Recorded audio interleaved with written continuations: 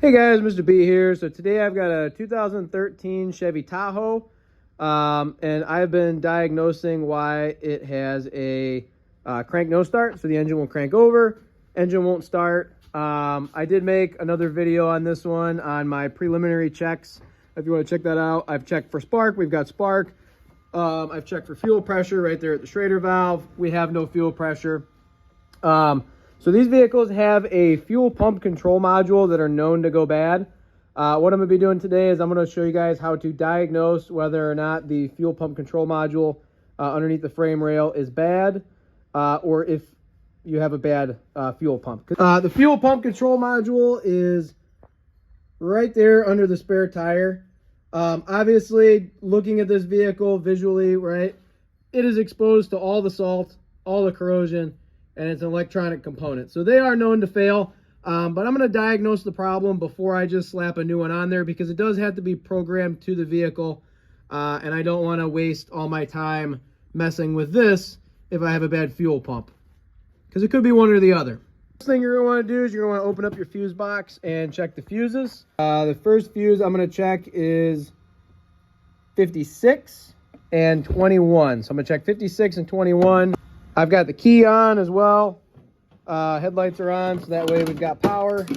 Headlights don't really need to be on, but the key is on. So fuse 56 is that 15 amp fuse right there. Okay, got power on both ends. So that fuse is good. And then fuse 21 is this 25 amp fuse right here. I'm gonna go ahead and check that one as well.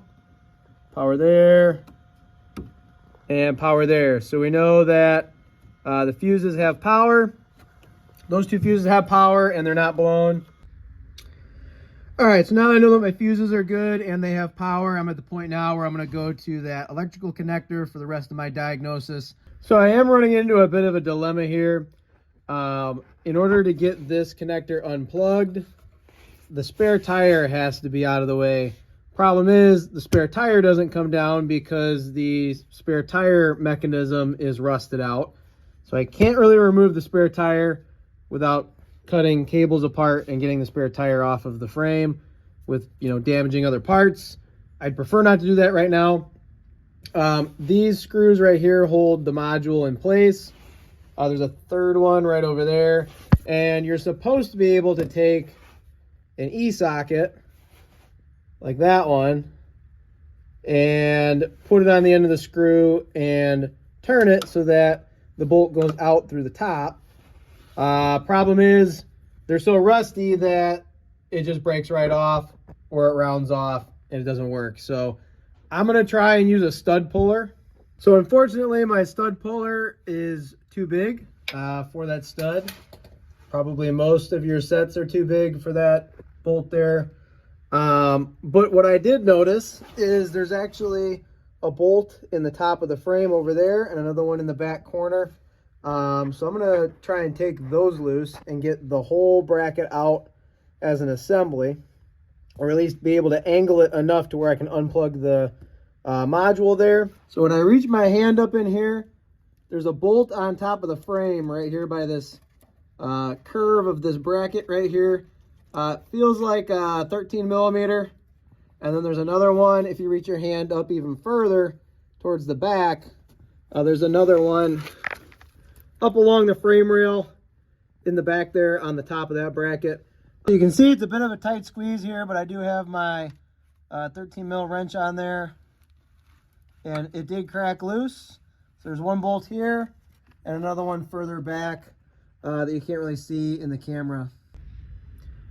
So I went ahead and removed both bolts for the entire bracket for this fuel pump control module. It was a bit of a brute to get out. I had to reach my arm up through there and use a ratcheting wrench to get those bolts out, but they didn't come out. They did come out fairly easily once I got my wrench on them. So to take this connector off, you gotta pull on this piece and get it to rotate.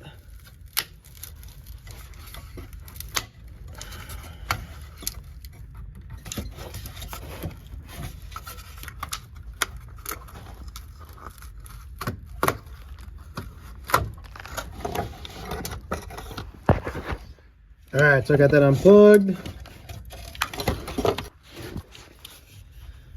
which means now I can go ahead and gain access to my wires and terminals. Obviously, there's a lot of corrosion here, right?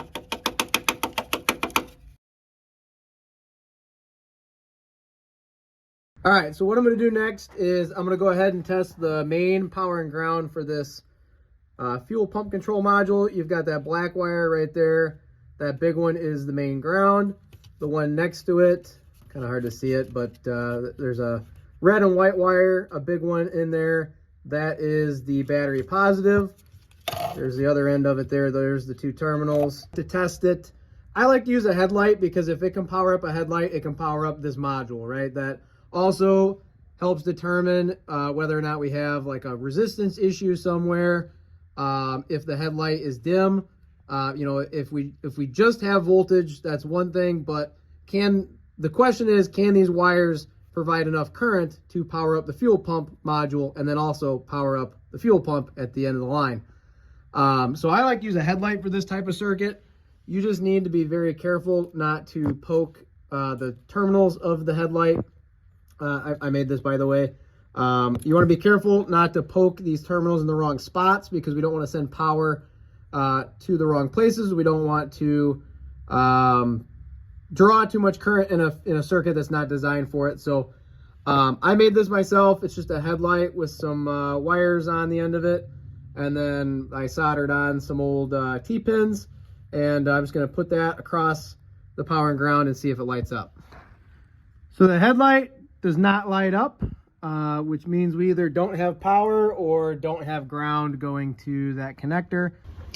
So I did end up taking my multimeter here and I've got it set to DC volts. And I took both ends of my leads and put them in between the power and ground wire, and I did get power, so I don't really know why my headlight wasn't lighting up. I did test it to make sure it works. You know, right there I got 11.6 volts. The battery on this truck's definitely going dead because it's cold outside, but definitely enough power to light up the headlight. So I've got it back probed right there onto the ground wire. And then if I stick this wire over here, I got nothing. Usually it would just light up. There is power and ground going to that connection there, so I'm not too sure what the deal is there. But just for demonstrational purposes, I'll show you guys. I've got this back probed right there onto the ground wire, hopefully to get a better connection. And then this wire here I'm going to hook up to my test lead. This is a power wire. I have a test lead running all the way to the front of the vehicle. It's hooked up at the battery, so I've got a power wire back here, and I've also got a ground wire back here in case I need it. So I'm just going to hook power up to this end of the headlight, and obviously it lights up, so that tells me that my ground is good. I'm going to go ahead and back probe the other wire as well, the power wire. All right, so I got my headlight hooked up, and I got my ground wire hooked up to one end, and then I've got it back probed into that red and white wire on the other end, and it's not lighting up. We do have power at that connector, but we don't really have enough to turn on the headlight, which is kind of strange. What I noticed as well is, and this is my bad, these two wires are actually the output control for the fuel pump. So these two wires go to the fuel pump. Those two wires there are battery voltage, and then the ground wire. The ignition wire is actually this little pink one, and I went ahead and tested that one for power with my multimeter, and I do have voltage power at that little pink wire. I just stuck my meter lead on the end of that terminal right there, with the other end hooked up to my ground cable coming from the battery, and I do have power at that little pink ignition wire. This wire here, this big one, is the output for the fuel pump. All right, so what I'm doing next is I'm actually testing the fuel pump. So I got my ground wire coming from the battery and my red wire coming from the battery as well. My power wire coming from the battery. So I've got a T-pin plugged into the end of that connector for that pink wire, that big pink wire. That gray wire there is the ground for the fuel pump coming out of the fuel pump control module. So if I supply power and ground to the pump, now all of a sudden the pump turns on. You can probably hear it whining from inside the tank. Okay, so I can hear that fuel pump working, which means that we do not have an issue with our fuel pump or any of the wires going from the module to the fuel pump. So the fuel pump's fine. I don't have to take the tank down, which is kind of a blessing in disguise. I don't have to worry about the fuel pump. It sounds like that's working just fine. The issue here is that the fuel pump control module is not turning on that fuel pump. I'm suspecting that maybe there's an issue with my main battery wire, that red and white wire there, because it didn't light up my headlight. That's a pretty big wire. It should have enough current capacity to light up that headlight when it has power in it. But the question is, does it actually have enough power, right? Does it have the ability to flow enough power through that wire, through that circuit, to power up the module and also power up the fuel pump inside the tank? So what I'm going to do is I'm going to go ahead and take this T-pin and I'm going to back probe that red and white wire from the back. I'm going to plug the module back in, and I'm going to run my red wire to the T-pin and give the module its own power source, completely bypassing that circuit, that power circuit, that battery positive circuit. And we're just going to see what happens. All right, so I've got that T-pin shoved into the back of that connector for that red and white wire there. I'm back probing that red and white wire. That's my battery positive wire, and that's the one that's in question right now. It doesn't light up the headlight, and I want to know if I supply power to that terminal from my own power wire, will this module and the fuel pump work? It's actually run now that I supplied power to that fuel pump control module.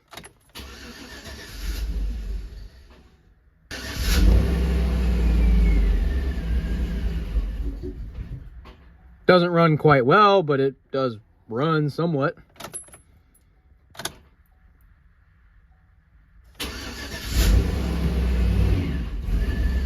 I did run some codes real quick. No codes present. Just wanted to confirm that again. I did pull codes before I started this diagnosis. It actually runs for like 3 seconds. Right now I have it disconnected. We again have a crank no start. Absolutely nothing. So I've got my power and grounds hooked up again, and my apologies guys, it turns out that I had the wires flipped around the wrong way. In the diagram it really doesn't determine or say which wire is power and which wire is ground, because it's all computer controlled, and I kind of figured it out the hard way. I had my wires hooked up the same way that I had them before. My power to the red one, assuming that the red was power, and the ground hooked up to the gray one, assuming that was ground, and that was not the case. I hooked it up again and I checked for fuel pressure, and I had nothing. Of course the pump makes noise either way, but right now I have it hooked up the other way, so my ground is the red wire and my power is the gray wire. I can hear the pump making pump noises, and now there's fuel pressure at the fuel rail. So I'm gonna try and start it and bypass that whole module and see what happens. So now with that module completely bypassed, temporarily of course, engine runs actually quite well. So what I'm going to do is I'm going to check the battery positive circuit coming from the fuse box back to that fuel pump control module, because what I did was I did a visual inspection of all my wiring coming from here up along the frame rail. It goes up above here between the wheel well, along the frame, of course, underneath. I don't see any spots where the wire loom is broken or cracked or has any damages going along that frame rail. We do have some corrosion inside this fuse box. So, you know, the end of this relay here is pretty corroded. I don't really know off the top of my head what that relay is for. So what I did was I pulled these tabs up. You just push on this piece, the whole thing comes up. Same thing with the other side. And I'm gonna go ahead and maneuver this fuse box apart here. Just pulls up like that. Probably the same thing on the other side. Yep.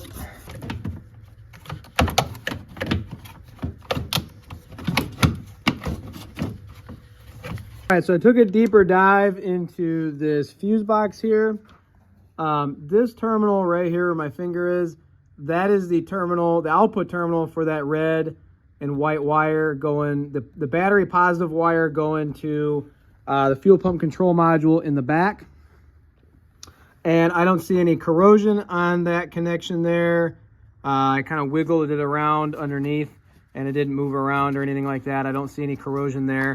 So that's good. There's no really corrosion on any of these connections for the physical fuse box. The back of the fuse box has a little bit of signs of corrosion, but not much at all. This relay's got some corrosion. There's some corrosion on here. I'll pull it out. Well, it broke off. A piece of that fuse broke off right inside of that connection. So it looks like I have a really bad corroded connection inside of the fuse box where the fuse goes. I have a feeling that if I repair that, we'll have the right amount of power and amperage, not just power, but also amperage flowing through that fuse connection back to the fuel pump control module. Now, the other thing I gotta think about too is where is the rest of the corrosion, right? Is the rest of this inside of this fuse box getting bad as well to where there will be issues in the future? I was able to remove the last piece of that fuse there with my little needle nose pliers, just kind of worked it back and forth till it came out.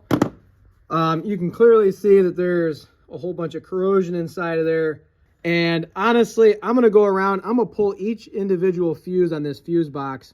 And if any of these fuses have signs of corrosion, I'm gonna replace them. I'm gonna clean out the terminals, get good, clean connections with all of these fuses and relays, of course.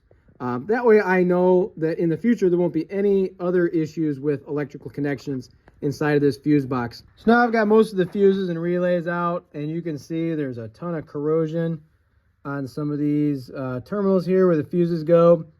I'm going to use this electronic cleaner.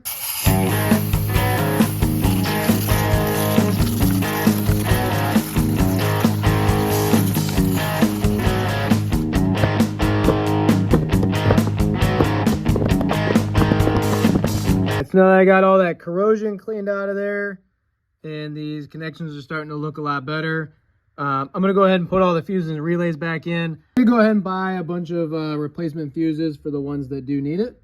I got my fuse box cleaned up, all the fuses put back in. You can see that my headlight's on. I've got my headlight hooked up between my battery positive and ground wire for that fuel pump control module. The headlight did not light up when it was hooked up like this before. So I now fixed the power issue, the current issue going to that fuel pump control module battery positive circuit. And obviously I found and corrected that problem. So I'm gonna go ahead and plug my fuel pump control module back in. The vehicle will actually start on its own. Doesn't run great, but it does start on its own. So that wiring issue, that corrosion issue was fixed and allowed that fuel pump control module to have power in all the right places. So we do have a code in the fuel pump module, this P2635 fuel pump flow performance. I'm gonna go ahead and clear it and see if it comes back. That code came right back up, and I can push my foot to the floor and it won't even go above $2,000. Backfires, misses, let off, it revs up. It's almost like there's too much air going into the engine and not enough fuel. Okay, so short-term fuel trim is positive 15 on bank 1. Bank 2 is actually a little bit lower, but not great. They were hovering around 20 to 30 for a while before the engine warmed up. Long-term fuel trim is pegged at 30. It won't go any higher than that. I've checked the engine for a vacuum leak. Vacuum is actually at 22 inches of mercury. After doing some research on that code that we have now for the fuel pump flow performance, the fault could either be the fuel pump controller, or it could be the fuel pump itself.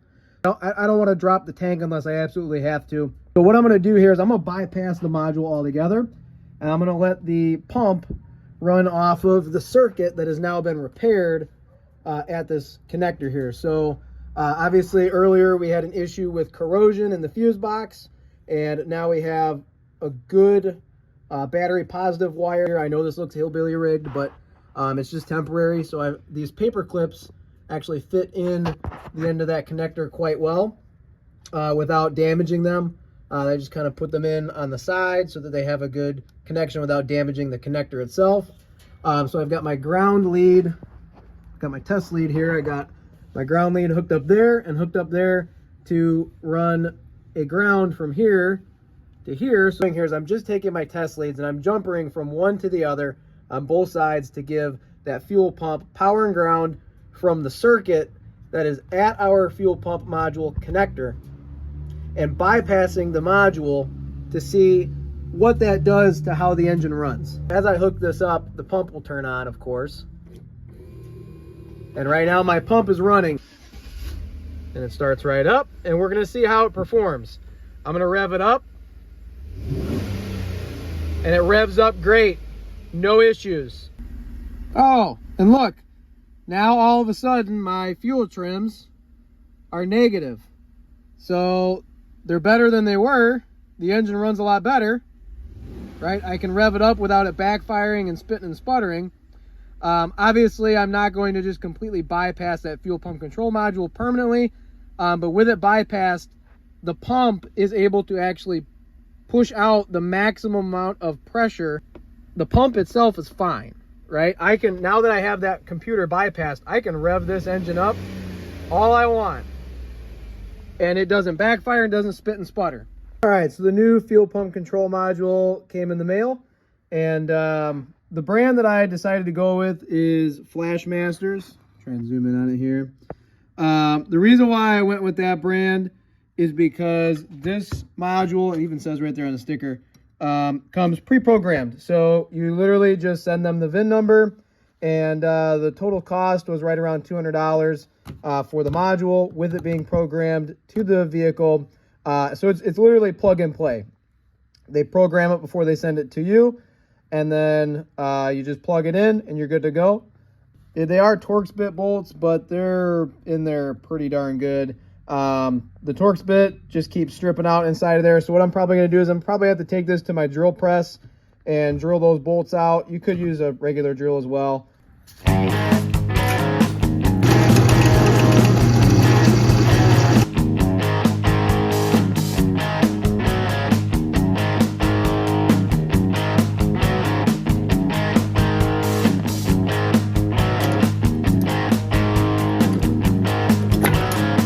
So there's my old bracket with the new fuel pump module. I got lucky. I was able to recycle some old bolts I had laying around.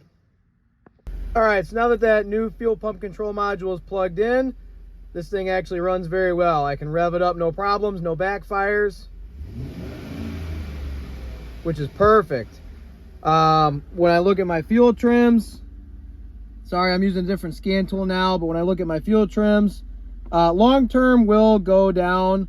I literally just started the engine, but my short-term fuel trim is hovering right around that 0 mark.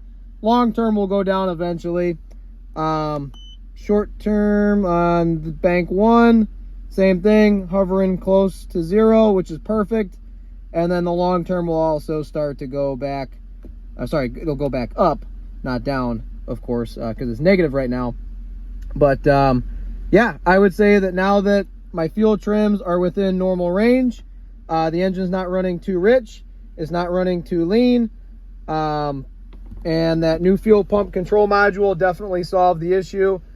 So we kind of had two problems in one with this vehicle: a bad fuel pump control module and a corrosion issue not supplying enough power to the fuel pump control module. So what I'm going to do is I'm going to go ahead and tidy up that module in the back, get it properly installed, clear all the codes with my scan tool, and then this vehicle will be fixed.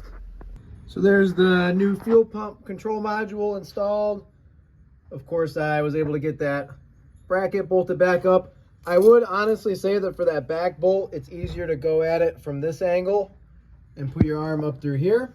So now that the vehicle's fixed and it runs well, what I'm going to do is I'm going to go ahead and clear all the codes and take it for a test drive just to make sure that everything's good to go. Other than that, if you guys found this video helpful, please go ahead and like and subscribe. Thanks.